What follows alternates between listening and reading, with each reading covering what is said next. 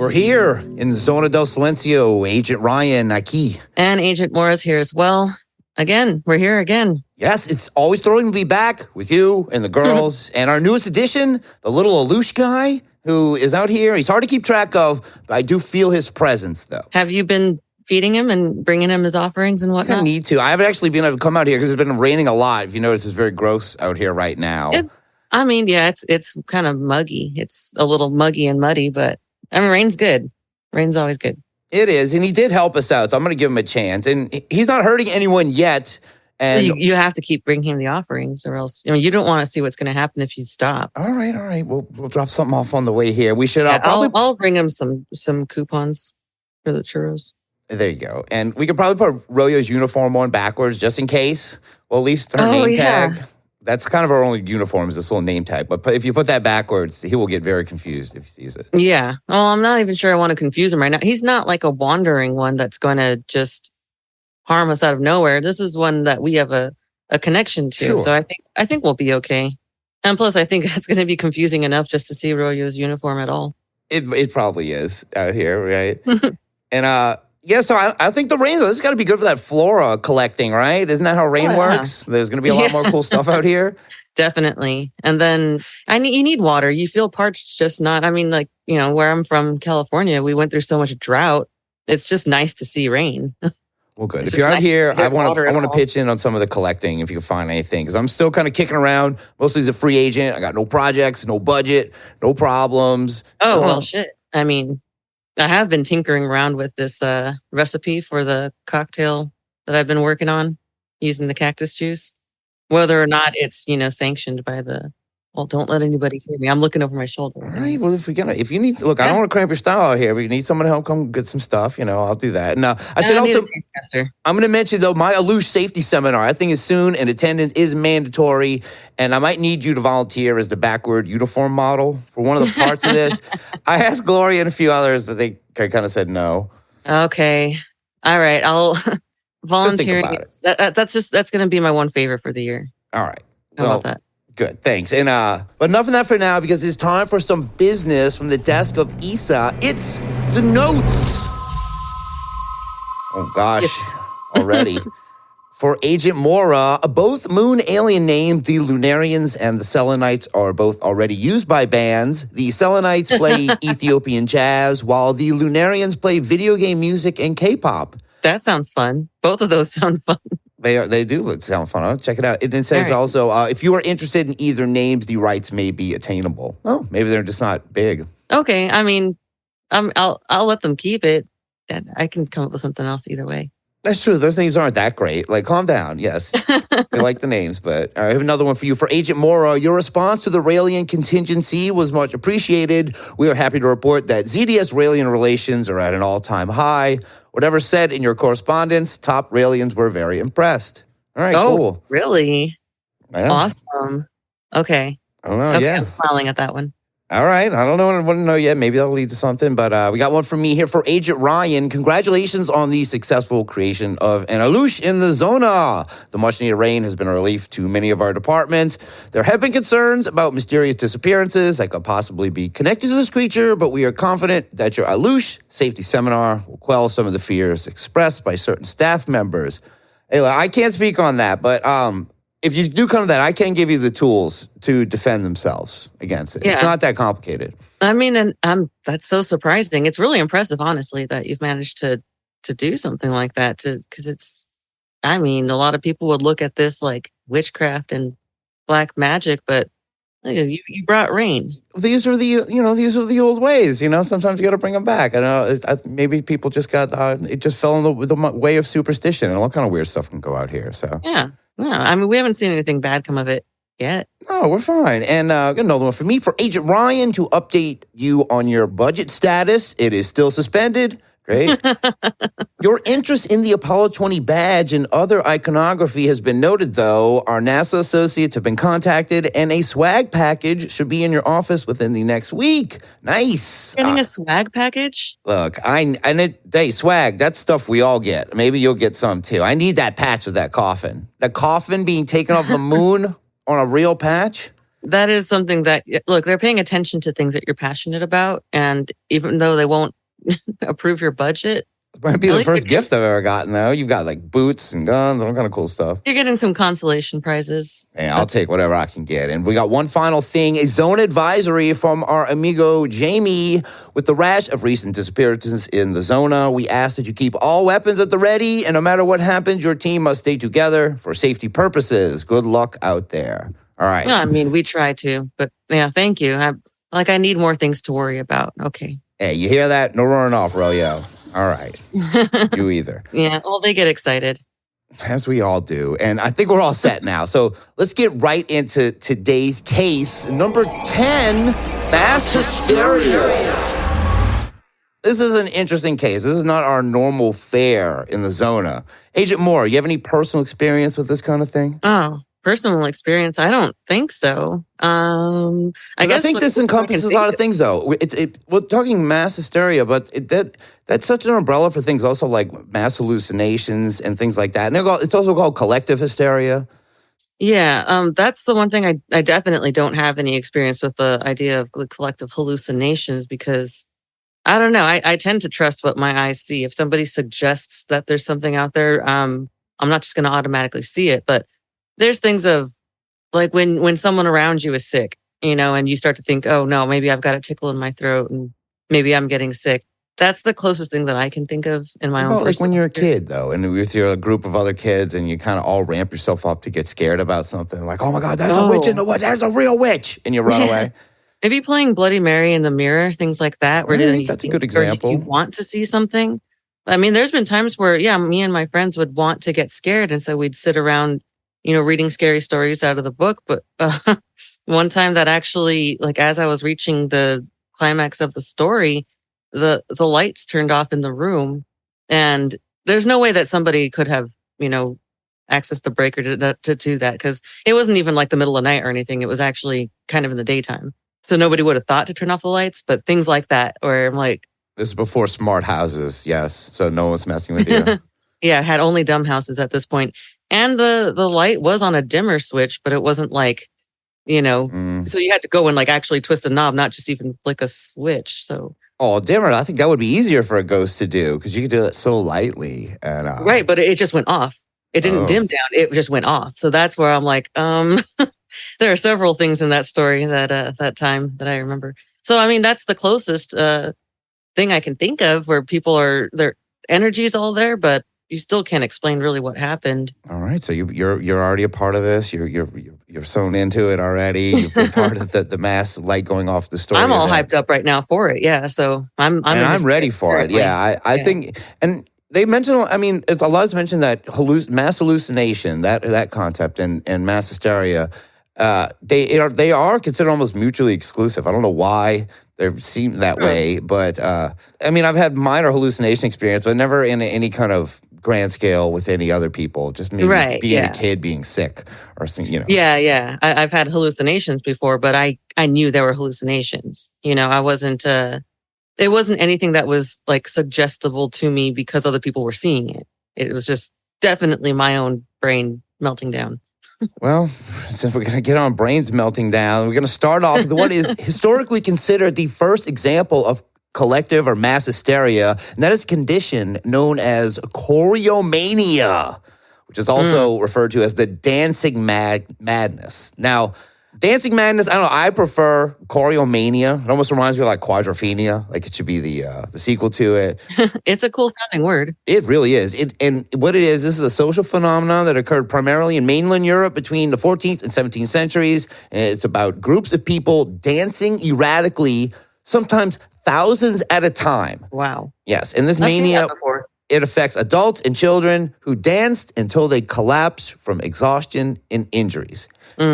I've seen that a lot too, like, many times, and people pay to go and do that. They do, but you got to think about this. These are old-timey folks, and they just couldn't stop dancing. Yeah, they didn't have mosh pits, so it is extremely weird. But for mosh pit, you can explain what you're doing. These people, they couldn't even explain why they were doing it. And this particular form... There was not even music? Occasionally there was. Now that's what we'll get into, like kind of how this started, because this particular form of hysteria or hallucination popped up a lot in historic records. And one of the first known ones happened in the 1020s. This is way back. This is when the sky was still black and white. It was a long time ago. And this happened in Bernburg, Germany, when 18 peasants started singing and dancing around a church, thus disturbing the Christmas Eve services held inside. And not much more is known. It's just a historical footnote, but this was only the beginning. This was considered I think of dancing mania, that these peasants would dare dance around a church. What do you think about this one? I think at first I was thinking maybe they had something to say in protest, because that's kind of the best way to show that you disagree with, or at least want to pull attention away from something, is by doing something, I don't know, festive. Were they so surprised that peasants were having a good time? Like, surely these people, this is a mania. These people have no money. They're not going to even get presents. Yeah. What are they singing and dancing about? There's something wrong with them. It's so long ago, too. Yeah, there's a lot of that is not in the record. But things started to ramp up more in the 1200s with an incident in 1237 when a large group of children traveled from Erfurt to Arnstadt, jumping and dancing all the way. And their actions were very similar to the legend of the Pied Piper that we have heard about. That story, that legend, it kind of originated around that same time in the 1200s of the Pied Piper. So that makes a lot of sense. People were seeing this kind of thing, affect children just traveling from town to town, manically, uncontrollably dancing. Yeah. I mean, it's scary because it's something that is supposed to be a happy thing. And then when people are doing it uncontrollably, it goes from something that's supposed to be fun to something that's really scary. Kind of like, I don't know, when someone's laughing. Zombie Mardi Gras. Think about it like that. Like, Mardi Gras is kind of a control environment where you can just see people dancing in the street. Until they collapse. Yeah, that's true. But some people can pace themselves. So there's... Yeah, I'll keep my eye out next time for something like that. But there was another incident, though. This is when it gets bad, in 1278. And this is when 200 people were dancing on a bridge over the River Meuse, resulting in its collapse. Oh, my God. These dancing people collapsed a bridge. And many of the survivors, they were restored to health at a nearby chapel dedicated to St. Vitus. And one of the names for this phenomenon going forward, it started being known as St. Vitus Dance. And I think that started because this bridge, almost like a Mothman incident of manic dancing.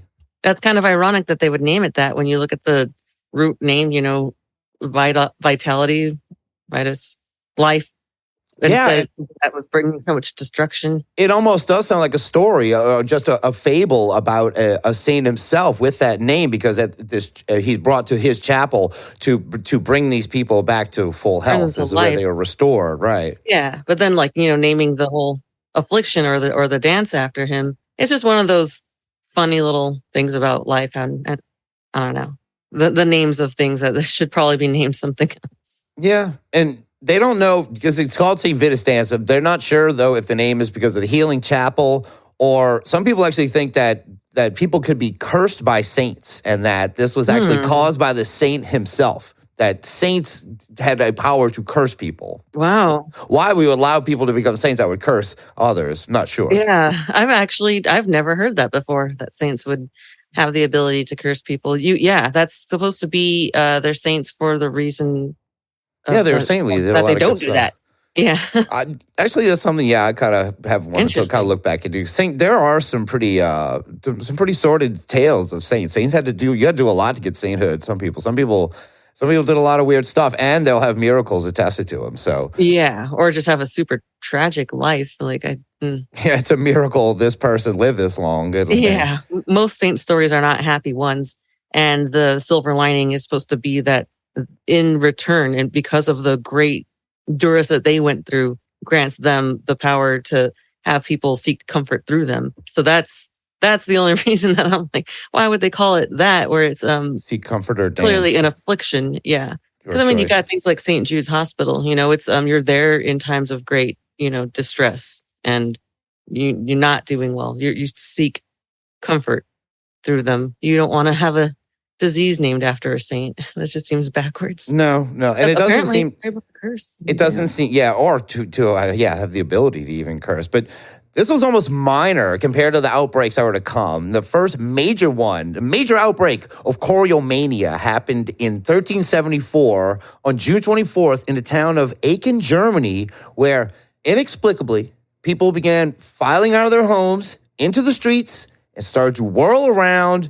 and writhe uncontrollably, kind of like I dance. And this German outbreak, it was given the name St. John's dance. Once again. What the hell? Another saint given, like another damnation from a saint instead of a blessing. It is. It's another religious moniker that does not always have a positive thing, unless you're talking about him curing these people of this. St. Teresa's twerk. That's coming. I was trying to think if is some kind of, there might be modern outbreaks of dances, just no one's naming them correctly. I think it's just the current state of our pop culture is just an ever going, like people can't stop themselves from recording themselves and putting it on the internet. That might be just a continuation of it. But no, this is that's definitely something very different and very creepy. Well, viral TikTok dances. So you kind of that is kind of a almost a dance mania. A choreomania they're happening. To do it. They can't help themselves. You're right. People that probably never danced in life have no idea, but do get completely compelled to do things like that. It's just, maybe it's not in person. That's a good point. All right. It's for attention. And I think that's what a lot of these things might have had. That's the only thing that I can think of so far. I know we're not. These are old-timey TikTokers just figuring out whatever is in their brain that makes them want to do that. That's what dance mania is. They're seeing everybody else do that, and then they want to join in, not necessarily because like, oh, that looks like fun. It just might be like, I'm going to look weird if I don't do it now. That makes Thriller more believable that a bunch of zombies would just all dance choreographed like that. Yeah, it was mob mentality, yeah. Yeah, you're right.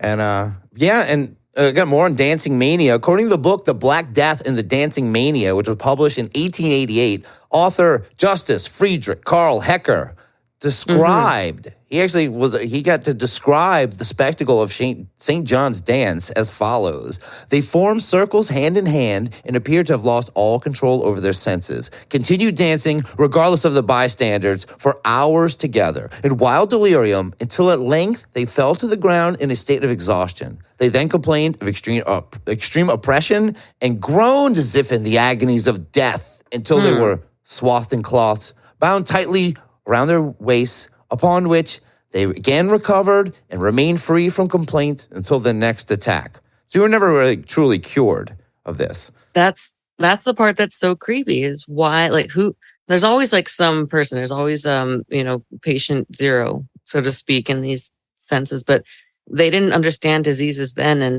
And I really think at this point still it's a psychological thing and they just felt compelled to, or like psychosomatic, or like, well, I guess maybe I'm feeling that too, and then suddenly join in. But it's the severity and how long they actually keep up with the bit that's really concerning. I want to see the moves too. I kind of am curious. Like, I would love to see what this looks like. If it's just like old timey, just kind of clapping and swaying back and forth, like it's not that interesting. But if it's like a mania, you're probably doing all kind of weird stuff. Like you look like you're at like Woodstock or some, it's like doing some weirdo dance. I'm raving, yeah, like some kind of raving. Basically, sounds like people on ecstasy. But I know that particular compound didn't exist at this time because MDMA, that's purely synthetic, right? That's man-made. Yes. You can't find anything like that that'll make you dance for that long.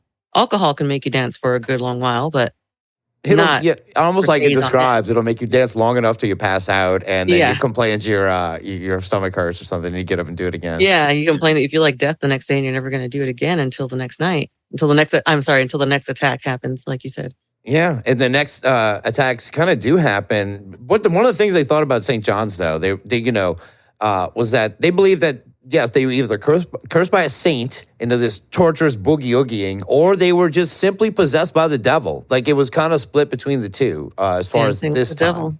Yeah. But yes, when this would strike again, and when the sickness spread to Italy, they gave a different explanation for the cause. You see, Mora, in Italy, the dancing fever was called tarantism. Yes. They believed that this dancing was either brought on by the bite of a spider or a scorpion.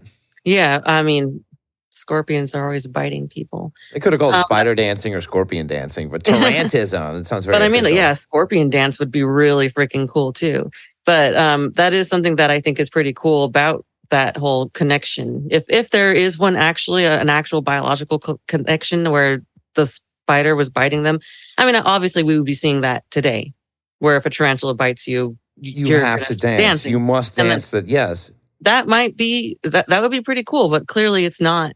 It's not where it is. Because tarantulas have not evolved. You're right to that extent, or because what happens with tarantism? The only antidote known was to dance to particular music to separate the venom from the blood. Oh, is that what it is? Yes, they would dance to separate the venom, and it only occurred in the summer months. And just like the dancing mania, people would suddenly begin to dance, sometimes affected by a perceived bite or sting, and they just started getting joined by others who also believed the venom from their old bites would somehow get reactivated by the heat or the music, you name it, and they just all were compelled to dance the tarantella.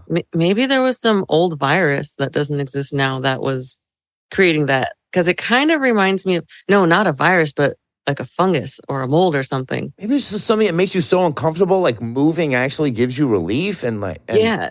No, you know what it makes me think of is like these parasitic fungi that when they infect a host, they make the host move, or at least do things that it wouldn't normally do. Like say the cordyceps, I think we're all familiar with, will control the brain of the host insect or whatever and make it crawl out to like the top of a stick or a branch out and fully expose itself where it's in danger. But then so it could get eaten by a bird or something and then further spread its spores and whatnot. That's, I don't know. It's creeping me out. All of this is creeping me out.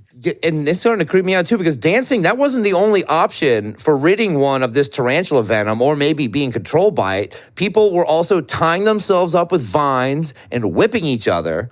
Whoa. Yeah. People were pretending to sword fight, drinking large amounts of wine, and jumping into the sea. Okay, this sounds like people are just having fun. I would say I think I've done all of those things. You whip people with vines? Okay, maybe not that one. No, I've definitely jumped into the sea and ran around dancing and laughing. I've definitely pretended to sword fight, and I've drinking a lot of wine before. Pretended to have sword fight like yesterday. Man, all right, it was tarantulas the whole time. Who knew? I actually had a tarantula when I was a young teen. His name was Rollins. Oh, I don't want to ask what happened to Rollins, but I hope he didn't bite you. Rollins isn't around anymore. He was fine. Maybe he's get sad thinking about the tarantula Rollins. Yeah, well, I mean, I get a little just kind of uncomfortable thinking about tarantulas. It's the way that they rear up and everything and display their arms. But I mean, like other spiders do dances too. Like I've never seen a tarantula do any kind of dance, but like a lot of jumping spiders will do really fancy dances that are pretty impressive. So I can see where that connection may have been. I want to see their moves, if they are like copying spider moves or maybe compelled to do similar moves. That's why this should be studied more now. We have to figure out a way. Yeah, well, I mean, what kind of dance moves, Ryan, would there be based off of a spider's movements? And really cool and sensual ones, I'm sure. Yeah, you end up, there's a web at the end. We don't know. I mean, there might be a way to find out, because this was common until about the 17th century, but then it just ended suddenly. Oh. But there were still some small breakouts in Italy until as late as 1959. Think about that. Cameras around 1959, if they filmed the guy getting the tarantula dance on, Oh, yeah. I mean, I'm with you there. I really want to see what these moves looked like. I would like to think that people move essentially the same way now, except I've seen the dances of today, and I don't think they were moving like that back then. If there was a connection, there might be something there. We might see why maybe people are compelled to do these dances online. It could be the same thing. Yeah, I think they were so oppressed back then. I think that they were so, like, they weren't allowed to be like that all the time. So suddenly, like, when it comes out, everyone just kind of caught the fever. Or you just have nothing, and there's nothing. Maybe there's just nothing to do. Yeah, but this was just in Italy. Italy, there was spiders were the cause for this strain of choriomania. Before we get to some other outbreaks, I want to go over, there's some different characteristics associated with dancing mania. Affected dancers seem to be in a state of unconsciousness. They are unable to control their movements, and participants did not reside in the areas where the dancing took place in some cases. See, that doesn't make sense. Well, that's the part that it seems like like more, yes, like something is controlling something because they travel from place to place and others are joining them. Again, to that almost that Pied Piper sense Yeah. of how this thing works. And maybe that was inspired by something like this. That more like supernatural angle. And some wore strange, colorful clothing and carried wooden sticks. And when I hear things like that, like they had it sounds like they just saw people like foreigners for the first time, maybe in some area. So like, yeah, these I don't want to say, you know, think of any other culture comes to your town, they're wearing different clothing, they're dancing, but not the other stuff. It just kind of seems something eccentric that they just want to do differently. I think you're right about the idea that there was just so much nothing going on that they just, at least one person had it. They snapped and decided, I'm going to freaking dance. And other people are like, you know what? Fuck it. It was my time too. I'm ready to snap as well. And there's more. Yeah, you actually, it gets a little heavier. Some paraded around naked and made obscene gestures. Some even engaged in open sexual intercourse. Well, this is like San Francisco. It is getting there with this. I think this is when it became more of an epidemic with some. I think these are overall traits of all of it. I don't think in Italy the spider people were doing this. No, I've been to parades in several big cities where that pretty much sums it up. You know, colorful clothing, big sticks, obscene gestures, Right around naked. Yeah, that's the finger. These guys, man, it's fun. Okay, others acted like animals and jumped, hopped, and leaped about. I mean, some of those aren't that bad. I think also on this list, I've done a lot of these too. Maybe not paraded around naked. I'm definitely not paraded around naked. But you've jumped around and left I've jumped around for sure. You got to get your kicks somehow. I think we all do. I think it was just hard to do that back then, and you had to act like you were crazy. Maybe I don't say act like you were crazy. You just actually become crazy with a bunch of people to have any fun at some point. It's like a water hose, you know, that's been stopped up, and then you let it go. It's all got to go somewhere. I think these people just really didn't, in between religion and whatever, you know, social constraints that they were dealing with at the time. I think they just, like I said, I think they just snapped. They did, but it's so strange how like it's almost like a wave of this goes like literally like a wave. People maybe unsuspectingly get sucked in, and it does sound like it's more of an unconscious thing. That's when I look a little more paranormal into it. Why would just people be following a bunch of strangers just start dancing randomly, seemingly uncontrollably until you just pass out or have to get healed? Yeah, so that's the difference. Mob mentality makes sense in a certain extent within certain constraints of like a sporting events or whatever, like where people do things that they wouldn't normally do. They get swept up pretty easily, even when it's something that's like maybe outside of what they would normally do as far as like modesty. And like suddenly they're like, oh, everyone else is like taking off their shirt. Sure, I'm going to do that too. Things like that. But this is like you said, it's so much weirder because to dance yourself to the point of literal exhaustion where you're about to die because you're so tired. Yeah. That's like, it's just this whole other level. Yeah, I'm glad that someone collected all these characteristics. They were collected by a researcher of this phenomenon named Robert Bartholomew. He also noted they hardly stopped and some danced until they broke their ribs and subsequently died. Some people did die from this. Throughout, dancers screamed, laughed, or cried, and some sang. And Bartholomew also notes that observers of dancing mania were sometimes treated violently if they refused to join in. And that's where it gets even stranger to me. It does seem like the taking over of some kind of parasitic collective, right? There's like a bad, awesome alien movie. Or like this is what reminds me of the zombie type movies. Or Stranger Things. Yeah, just like turning people, Oh man, I hope the next season of Stranger Things has a lot more dancing. Can you imagine? Yeah, I'm always for more dancing. So far, this mass hysteria has been a lot of dancing. Yeah. Look, I don't know what to say. It's one of those things. It's like once you start talking about dancing and this choreomania, you probably can't stop talking about dancing and choreomania. I think I need to. All right. Okay. Yeah. See, they're starting to notice something's off. You're getting swept up. Okay. Look, thank you so much for that. And look.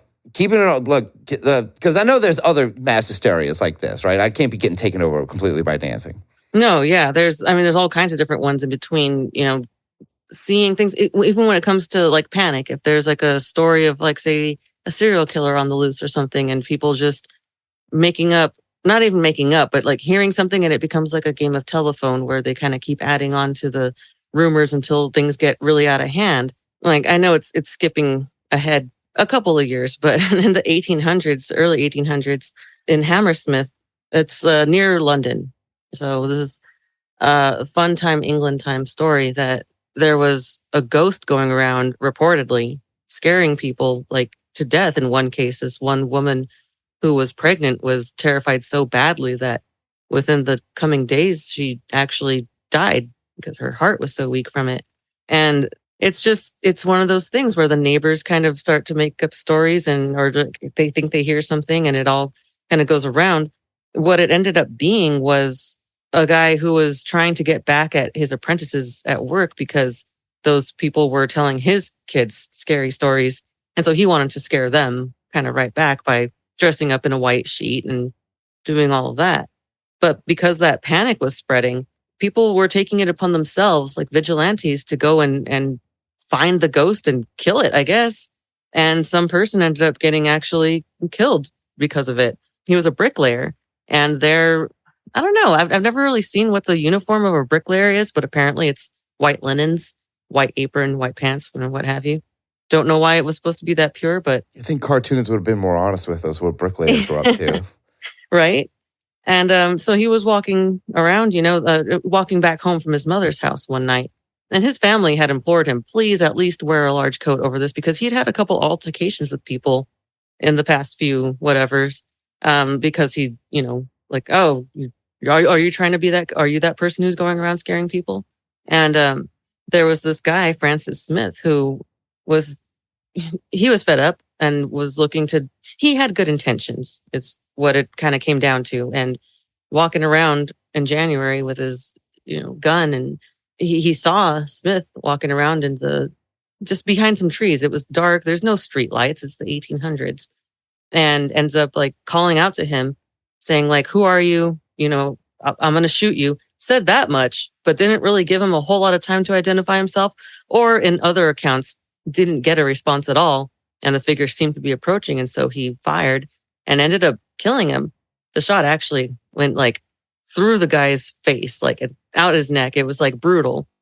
And this was all because he thinks this guy is a ghost, a fake ghost is going around scaring people? Well, the thing is, people didn't know that, or didn't think that it was a fake ghost. The only people who ended up kind of thinking it was somebody who was just putting them on was the people who had an altercation with this bricklayer in the past, like, confronted him about it. This is almost like a Dalton Wilcox running into an Invisible Man kind of situation where he's just shooting, like this guy's just kind of like, if you're there, you better say something because I will blast.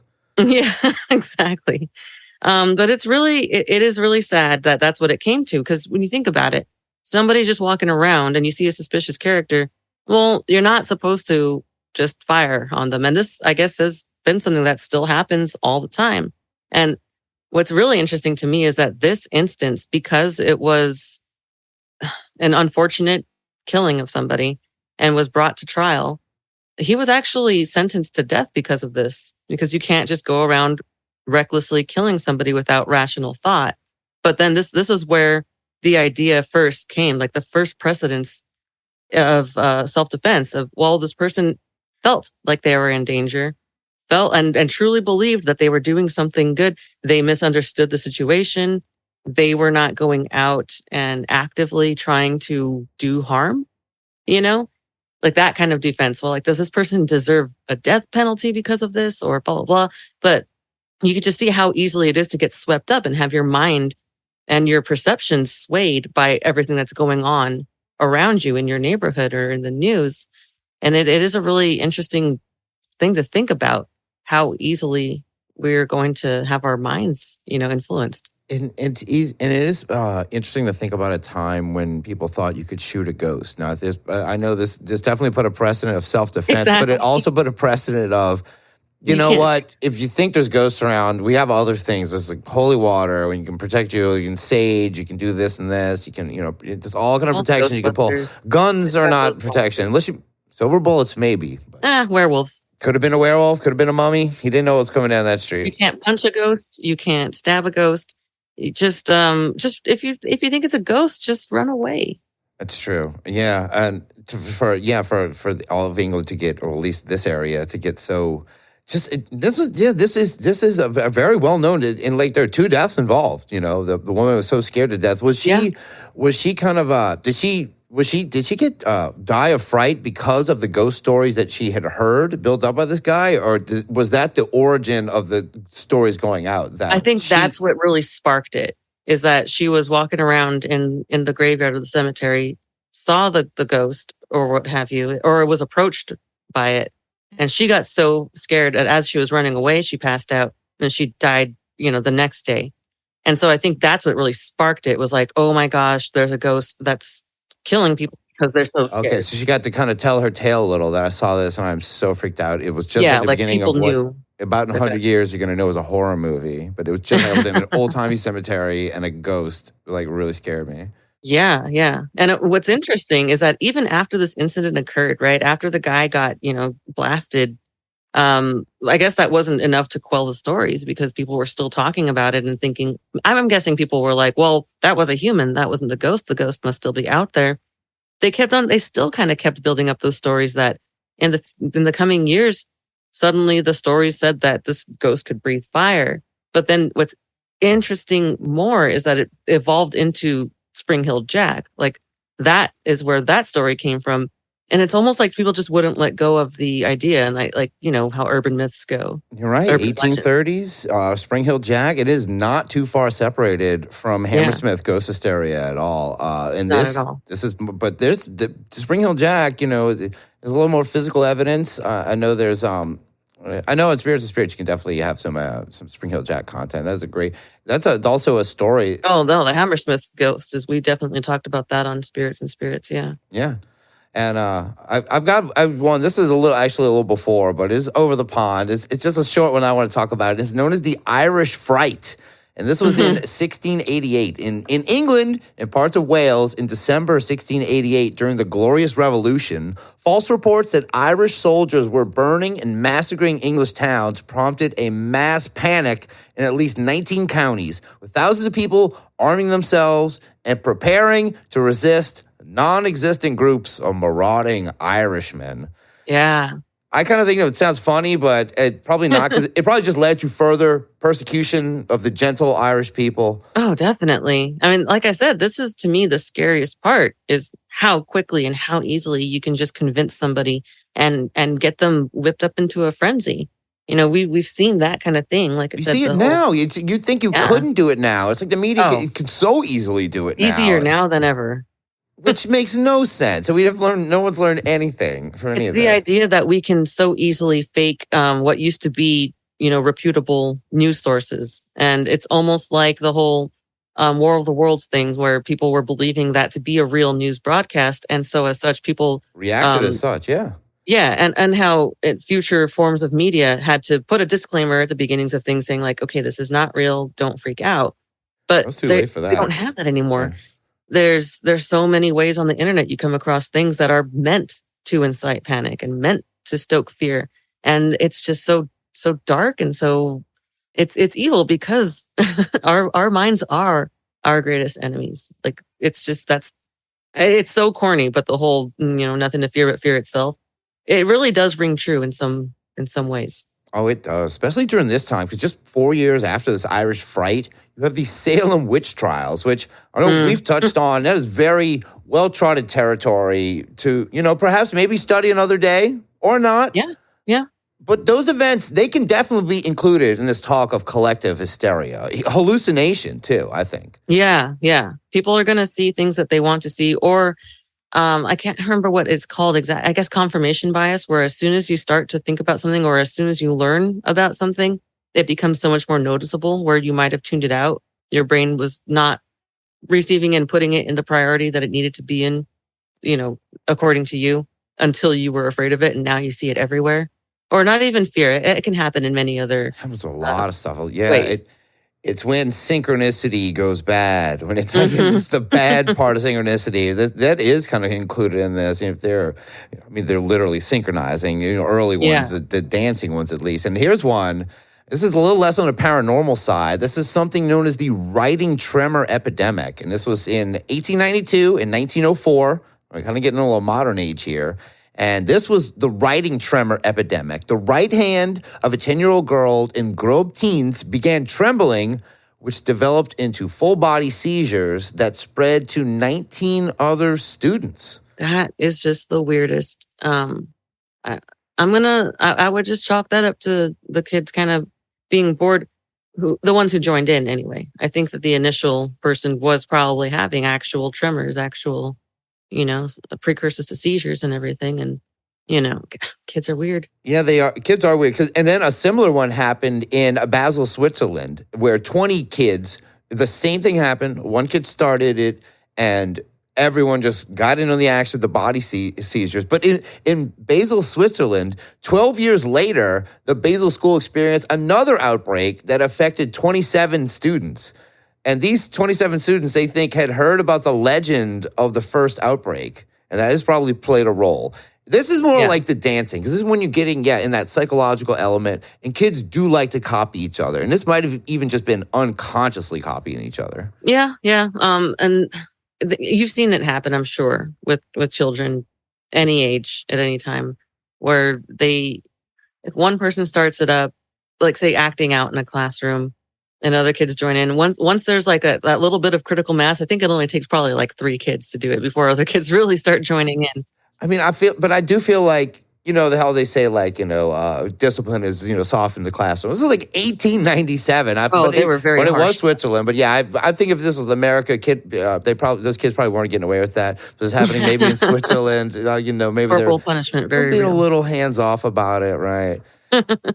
Yeah, that's why it's so much stranger to hear about the times where it's adults and then entire villages of adults joining in, stuff like that. Yeah. But when it comes to school, it's right, Yeah, I think it's just kids being kids. You're right, but it's enough to get almost written up in psychological journals and documented by doctors and professionals who are all seeing these unconscious. It's like you can't pretend to unconsciously have seizures. I don't think, or at least not that. With all these kids, couldn't have been acting that great. So I have had some experience with having psychosomatic issues where I was told for sure that the pain I was feeling was very real, but that the cause of it was not due to a disease, was not due to an actual injury. It was stemming from anxiety and stress and, things like that, that those things can really, they can present in very real symptoms. So these kids in this classroom maybe were like under some kind of, maybe more stress than one would imagine. It can, and you can imagine what life was like back in those years. So yeah, I don't think it's absolutely without doubt that people can experience weird things like tremors or going into convulsions, or honestly kind of going a little bit insane because of the amounts of pressures or stress in a person's life. Yeah. And I think the times do have a lot to do with it. A lot of when we talked about the early dancing stuff, a lot of stuff was going on during the plague.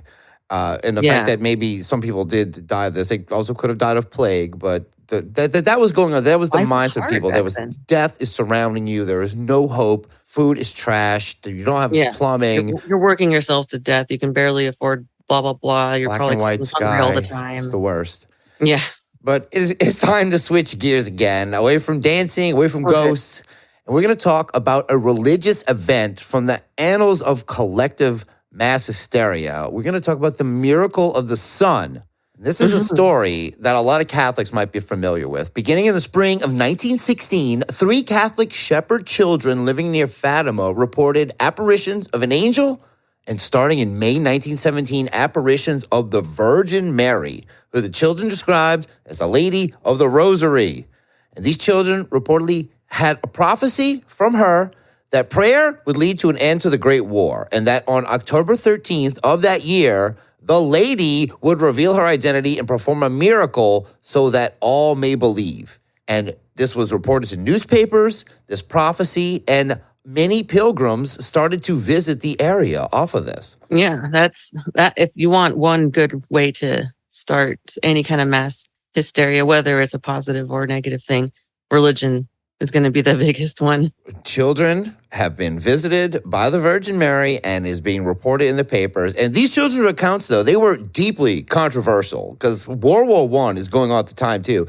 And they started drawing intense criticism from both local and religious people and secular authorities. And a provisional administrator briefly took the children into custody, believing that the prophecies were politically motivated. Wow. That these young teens were somehow politically motivated in opposition to the official secular First Portuguese Republic that had just been established in 1910. And this is when I think in this time, they were just realizing how deeply religious and frightened this populace was during this time. Yeah, I mean, most people are going to be. I mean, at that time, today, I don't know what the statistics are like of people who are religious versus atheistic or who just have no opinion whatsoever. But back then, people, that's what they had to rely on. That's the thing that kind of kept them going and everything. That was like their main, I don't know, raison d'etre and everything. And when one of the main characters, the top three characters in your core belief system is going to these kids, the word got out. And I mean, also, what else was going on? I mean, if you weren't going to war, you go here. The chance to see a scheduled miracle from the Virgin Mary, I'm sold. I would be there. If I was there, I would absolutely be fascinated by this. I would be obsessed with it, I bet. Yeah. Nowadays it's like, okay, sure, you're probably seeing Jesus on a piece of toast. I don't believe you. But this is different at that time. This is different. And they estimate the number of people present ranged from 30,000 to 40,000 to even 100,000. Whoa. Our great records were being taken. Some claim it was about 100,000. And various claims have been made as to what actually happened during the event. So this event happened. All these people show up on this date. And according to many witnesses, after a period of rain, the dark clouds broke and the sun appeared as an opaque spinning disc in the sky. The sun is spinning. And it was said to be significantly duller than normal and to cast multicolored lights across the landscape, the people, and the surrounding clouds. And the sun then reported to have careened towards the earth before zigzagging back to its normal position. Okay, well, we know now today that couldn't possibly happen or else the whole earth would be completely, obliterated. Sure. Actually, one of the critics does bring up the fact that the sun... Physically impossible. See, there's just this one sun, you see, and we're all going to... But this is when, if this many people are seeing this, is this a true religious miracle or are they going, there with the intent? And is it starting like a dancing mania where one person's going, oh my God, the sun is dancing. And they're like, you know what? That sun is... Put some sunglasses on that sun. I think it's zigzagging around. It's having a good time. I think that this, how I straddle the lines in between being a complete skeptic and then believing in things. So what I really think could be a potential explanation for both is an actual, hallucination where the sun wasn't actually doing it. But I do believe that they believed they saw what they saw, where I don't know if they all were just having some really strong wine. I don't think that's what it was. I think these were people that were really devoted going out there. And some of them reported that their previous wet clothes suddenly became very dry. That's called time lapse. Well, if the sun is dancing around, I think it makes your clothes dry faster. I think it makes you also dead. And also the ground dried much quicker than it should have. But not all witnesses reported seeing the sun dance. Some people only saw the radiant colors. Several people saw nothing. Oh, okay. All right. And according to skeptic Brian Dunning, quote, an old black and white photograph of the actual sun miracle event shows a lot of dark rain clouds behind some trees and the sun poking through. There's certainly nothing in the photograph that looks unusual, but of course, a photograph is static. Whatever the crowd saw was not interesting enough to be noticeable in a photograph. And also not in color. I would love to see what they were seeing, at least not the zigzagging and the sun dancing. That sounds terrifying. But the whole seeing the colors scattered everywhere, that does sound drug-induced and sounds nice. No, I know I've never actually seen this event. I know there's been modern events that some think are kind of close to this, but I know for sure going to Catholic school that I have seen reenactments of what people thought the sun was doing. Really? Yes. I remember our Catholic church. There were definitely a hardcore Fatima crowd in there. There was Our Lady of Fatima, a few of them out here, all dedicated to this. This was almost like a canonized event. Like this is taken very serious. That's so strange. I mean, I grew up Catholic as well, but I've never really heard about this story until honestly a lot didn't come out of it till later, I don't think, because there was about these three children. You got Lucia dos Santos and her cousins Jacinta and Francisco Marto, and they're the ones who originally claimed to see Our Lady of Fatima. They also reported seeing a panorama of visions, including those of Jesus, Our Lady of Sorrows, Our Lady of Mount Carmel, and Saint Joseph blessing the people during this. There was an all-star lineup. Wow, yeah, no kidding. Well, at least I didn't have to watch, the Stations of the Cross. That would have been a little bit more of a bummer. Once you've seen it once, though, you kind of it's like spoilers. Yeah, it gets kind of burnt into your whole head. Can't really forget it. This is something that I think has some rewatchability. People wouldn't mind seeing it again. Well, at least it's got a great conclusion. They actually have a build-up that leads to something, which is this great sky event with the sun dancing around, people's clothes this whole dry. Sky turns into a TV, pretty much. Yeah, and this was, think about it, 30,000, 40,000, 100,000 people are there. Someone's got to collect these stories, even if these are just people just wandering around doing this near Fatima. These were collected by Father Jean de Marchy. He was an Italian Catholic priest and researcher, and he spent 7 years in Fatima from 1943 to 1950, conducting research, interviewing the principal people that were involved, and he had a lot of different descriptions of this event, because like we said, there's 100,000 people here, possibly at tops. Yeah, it was in my estimation a crap ton, and I want to say thank God they didn't start dancing. I don't think that was a part of it. I think I think they would have probably collapsed whatever they were dancing on. So he's got some quotes just from some eyewitnesses that were there. I'm gonna go. I'll go with Dr. Domingos Pinto, and he claims, quote, "The sun at one moment surrounded with scarlet flame, at another aureoled in yellow and deep purple, seemed to be in an exceedingly swift and whirling movement, at times appearing to be loosened from the sky and to be approaching the earth, strongly radiating heat." That's a lot of things going on for the sun. That sounds like drugs. It doesn't even sound like the kind of thing you hallucinate with alcohol. I know that cartoons when I was younger gave me the impression that if you drink enough booze, you'll see pink elephants and bubbles and everything, but you really don't. That's definitely a drugs thing. So I don't know. It's not a miracle thing either. Look, maybe if I pray hard enough, I'll get to see that. If this is, but it seemed like it took a lot to get to this point. You had to get the people there. Mary had to come to these people during World War I. And why? These kids.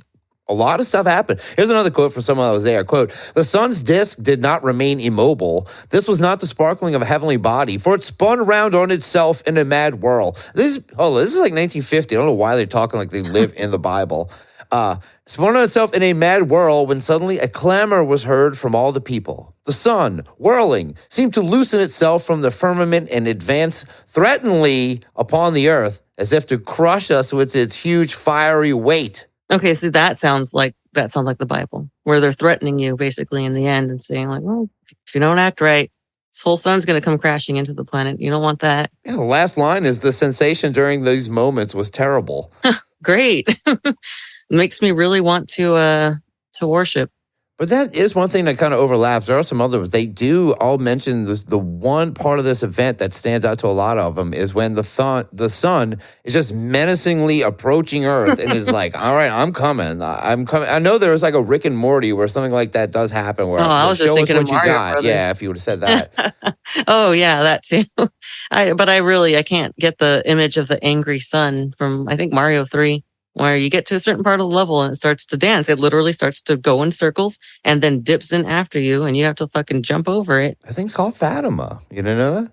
It should have been. It should have been. I don't know. It would have been cool. So there's a science writer named Benjamin Radford, and he points out that, quote, "The sun did not really dance in the sky. We know this because, of course, everyone on Earth is under the same sun, and if the closest dying star to us suddenly began doing celestial gymnastics, a few billion other people would surely have reported it." Not just reported it, but died. Yeah, that's true. The sun is a very it can only vary so much in its distance to us. If it's moving around all that crazy, one, it's just physically impossible. A star cannot do that. But that's why I think for sure it's a hallucination. But it's so many people are having this. And another quote from him, he says, "No one suggests that those who reported seeing the miracle of the sun or any other miracles at Fatima or elsewhere are lying or hoaxed. Instead, they're very likely experience what they claim to. Through that experience took place mostly in their heads, though that experience took place mostly in their minds." Yeah, which has always been a fascinating thought to me, though, the idea of a mass hallucination. How is everybody seeing the same thing? That's never really made sense to me. The individual hallucination, sure. Like, say everyone's on the same drug, whether it's, LSD or MDMA or whatever. If you create an image, so like, those music festivals where they have like these giant animatronic things that are all lit up and everything. Sure. You can see how that might give people a similar, like they might all report similar accounts if they had a hallucination that involved that. Those stories might line up a little bit. But that's what I don't understand is at a time like this, how is everybody seeing and imagining the same shit? So much intention? Is it so much need for that hope? But like, what was the hope of the dancing people? What were the hope of the kids that started shaking? Like, what is the difference? Just the hearing those things listed like that makes it sound so much like it was really a product of stress, of having a hard life, of just like, you don't know what else to make of life. Like, well, all I'm going to do is wind up dancing and crying or having seizures because I just can't handle the weight of everything. And there's nothing like, life is so bleak at that point and so hard.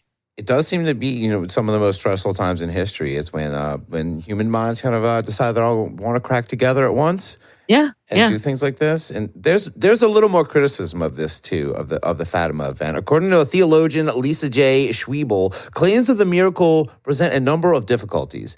She states, not only did all those present not see the phenomenon, but also there are considerable inconsistencies among witnesses as to what they did see. She also observes that there is no authentic photo of the solar phenomenon claimed, quote, despite the presence of hundreds of reporters and photographers at the field.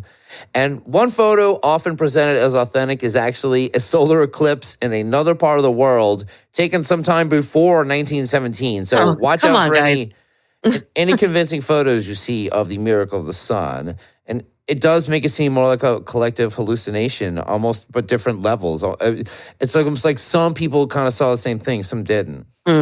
Yeah. See, that now hearing that extra information more leads me to believe that somebody definitely hallucinated it. So again, I believe they believe what they saw.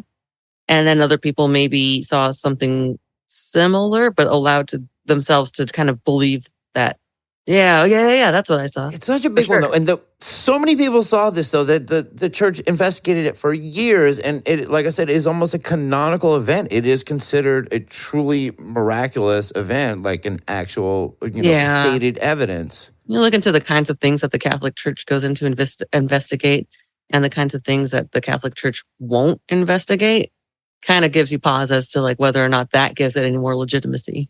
I guess, but other people investigated too, and of course, skeptics. And one is a guy named Joe Nickel, who wrote that the dancing sun effects reported at Fatima were, quote, a combination of factors, including optical effects and meteorological phenomenon, such as the sun being seen through thin clouds, causing it to appear as a silver disc. I guess so. Yeah. I guess in certain situations, certain elevations. Yeah, this is actually, it's very appropriate. Just last night, myself and the visitor Jack that we had before, we were hanging out and we were just kind of watching the trees and the clouds and everything, and there was a full moon behind the clouds, and there was this optical illusion that was created at that point. He actually asked me, like, is it just me or does it look like the moon is moving around like left and right? Does it look like it's kind of jittering around? And I looked at it. And of course, you first glance at it like, no, it looks perfectly still. But the longer you look at it and you see that the trees aren't moving, but the clouds are, I was like, you know what? I can actually see what you're talking about. It does look I have seen similar things like this, like camping. And so you're right. And And when you get a lot of people in the same spot where maybe something like this just is possible because of the cloud overload, but it's not. You're right. Now you're taking it away. This is not a mass hallucination, and you're almost with the critics here because I am. Other possibilities include an alteration in the density of the passing clouds, causing the sun's image to alternately brighten and dim, and so to seem to advance and recede. That's what it's doing. It's dimming and brightening behind a cloud set, and it's looking like it's either it can look like around or it's coming right for you. And, and dust or moisture droplets in the atmosphere refracting the sunlight and thus imparting a variety of colors. So that kind of explains the colors, which seeing colors from the sun, I mean, yes, there's just, I mean, yeah, from where, anywhere I've lived, you always get, the sun can do some weird stuff as far as, the overall look of things. I mean, look at rainbows. Sure. Those are seen as like a huge, like, oh my God, this is something miraculous here going on. It's like, it's really not, though. I mean, I would like to believe that, but it's not. It's just light. You're right. You and Joe Nickel are so on the same page. He also suggests that unusual visual effects could have resulted from temporary retinal distortion caused by staring at the intense light of the sun. Yeah, don't stare at the sun, guys. Or it could have been a thing called a sundog, which is a relatively common atmospheric optical phenomenon. And you're right, staring at the sun, hell of a drug. Have you ever stared at an eclipse, Mora? Not without the proper, eye gear, which at one point was just a piece of black flex. Yeah, just a box, basically. No, I've never stared directly at it, not for very long at any rate. But I mean, I have weird optical things happen with my eyes just from sitting up too quickly, from darting my eyes too quickly. Sure. Yeah, and then sometimes if I just stare at the sky, if there's not a cloud in the sky or any surface that's just one solid color, and I see so many things, like if I unfocus my eyes, there's a shit ton of stuff I see. Going back to the whole thing with kids kind of being, a little more susceptible to this. I do remember certain eclipses and them being told, do not look in the sun. You're going to go blind. Something bad's going to happen. I remember thinking I accidentally looked at it, not the sun, I meant an eclipse. Yeah. I remember thinking I accidentally looked at an eclipse and having a very psychosomatic moment where I lay there and go, I'm going to go blind. I can't see. Like, I thought my eyes were messed up. They weren't. They were fine. I just couldn't get that image out of my own eye. You get in your head. And I know a lot of, like, just to get slightly off track, I know that can be what explains a lot of people's, shadow people that they see and whatever, things like that. But I think that is a different story a lot of times because the person wasn't staring at the sun right before. The way societies get so separated that, mass hysteria and hallucination does not necessarily mean that people need to be in the same vicinity anymore. Man, you bringing up TikTok in the beginning, you've really put that in my head now. And, but let's wrap up Fatima a little bit. There's another interesting and one of the more really controversial parts of the Fatima event is those kids. And led, the main one being Lucia Santos. She was given 3 secrets by the Virgin Mary. And this has become a very big thing. That I know it's hard to bring up Fatima, at least to me, without thinking of these 3 secrets. So these 3 secrets from Mary were given to her. And the first secret was just a vision of hell that these kids had. They all had. Great. Mary showed them all hell. And it didn't sound very fun, despite what Marilyn Manson might say.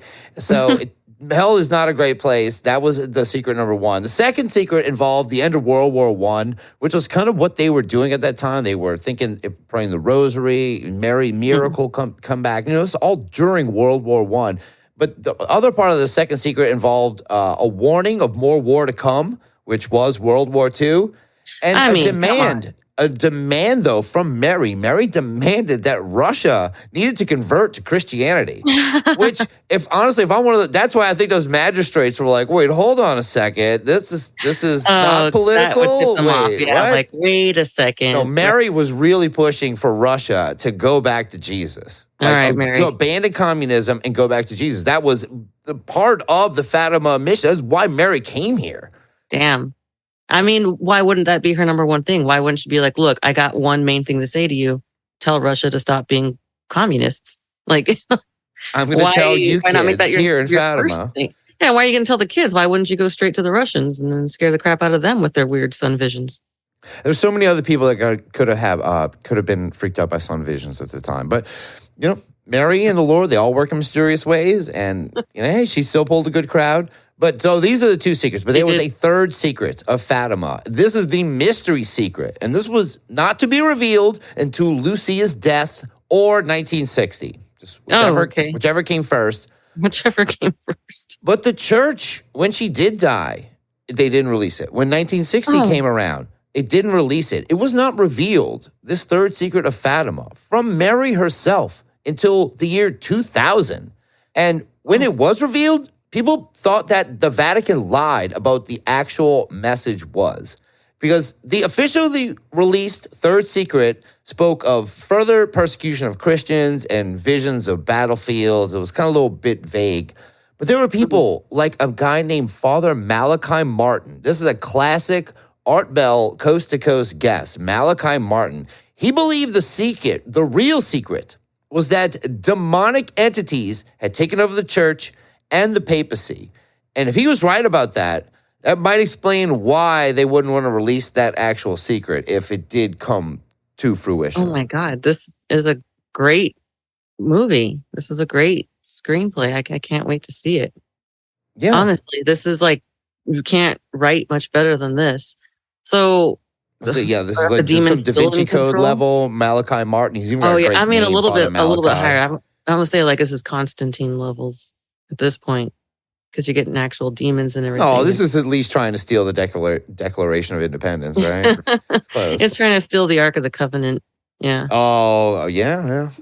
One can only hope. I would watch this movie.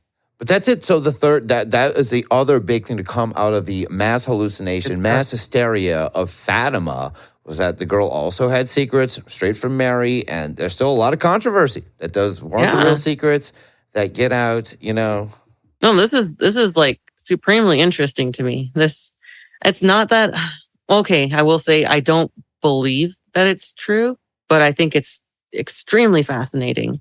And I'm like very much wanting to get into the details because I would find that there's probably some grains of truth underneath these much larger woven, tales. And when it's so many people involved, and when you go from almost a history of society and people getting their heads together, is that like, okay, what is it? What is going on? Look, I see it too. Look, there's some head up there. Let's go check it out. But I need your thoughts. I think it looks cool, whatever that is. I need your thoughts. What is your assessment on these collective hysteria, mass hysteria cases? I think largely it's a psychological thing. I think that maybe a lot of the victims are not intentionally joining in because they want the attention. Like, that's not the psychological reason. I think it might be more subconscious for those people. There have been a few stories that we didn't get to bring up that I would like to bring up at some future point, because I am concerned that maybe there have been some that were legitimate diseases from either pollutants in the air or food nearby that were covered up as just hysteria, where it seemed pretty suspicious. So right now I'm at very much a standstill. I've got 1 foot on either side. It is case by case. The majority of these, though, I feel are bullshit. Okay, yeah. And look, my opinion about the idea of collective hysteria and mass hallucinations is that I don't think that we are all perceiving the world in any kind of uniform way, be it spiritually or intellectually. Our experiences are not identical. And that sometimes the unique way someone is being run through this world can somehow expand and include others into it. And I'm not going to say their delusion, but their singular vision of whatever it may be. If it's the dancing, the sun, even things like Mandela effects. Some swear to certain elements of reality while others have no memory of such things. And the fact that more people are involved in that. If we could somehow find a way to expand our reality onto others, which seems to be almost the root of this, in some kind of proven way, that would be something. I think politicians do it all the time. Mm-hmm. That's something different. Yeah. And I will say this. Energy, yeah. When we come back here, this idea of mass hysteria and hallucination will be expanded on as we're going to move this topic into UFOs and the many cases of mass sightings and abductions So I guess you got that to look forward to, Mora. Hey, look, we're getting close to this thing. Oh, all right. Yeah, the Royos. All right, I'm not sure what I'm looking at. I gotta hold her back. Them back. It's this is some kind of swirling vortex. Why is that here? You better not be spreading your weird thoughts into my head because I'm seeing it too, and I haven't taken it. Hey, I wonder what it does. Mora, hey, throw this rock in there. Ooh. All right. Look, I'm feeling a little threatened by this. Look, I'm cool, clear. I'm taking a shot. I'm throwing another rock. All right. All right. That didn't really You do almost anything. shot the rock. I don't know. No. We should probably get out of here and pull. No. They're gone. Okay, wait. Don't go in there, please. All right. Well, we did say stick together. So Issa's gonna kill me. Until next time.